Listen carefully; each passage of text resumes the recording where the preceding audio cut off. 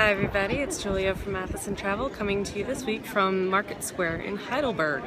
I wanted to talk to you this week because I didn't follow my own advice, and I wanted to make sure that you follow my advice when you switch countries. Now, most people don't think about switching currencies very often when you're in Europe, but of course the Swiss are not part of the European monetary unit, so they still use the Swiss franc.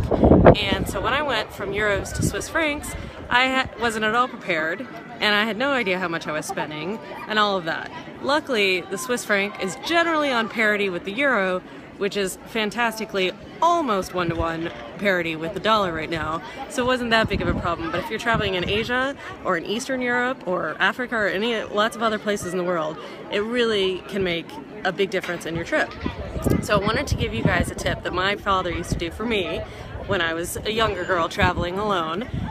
And that is to, before you get to a country, first of all, don't worry about ordering euro or currency from your bank. No, that's just not even necessary anymore. You get charged fees and you don't get the best exchange rate. Just go to the first ATM, the reputable ATM that you see in the airport or train station whenever you arrive into a new country, and pull out money with your ATM card. That's really the best way to do it. And then how much to pull out really depends obviously on your spending habits, but a good rule of thumb that I use is I start with $100 equivalent in that currency and see how I do from there.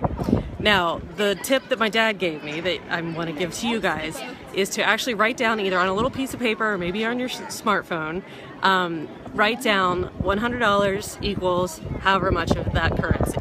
And then write down $20, 20 US dollars equals however much in that currency. And then do the opposite. Do 100, say, euros, how many dollars is that? Or 20, say, euros, how many dollars is that?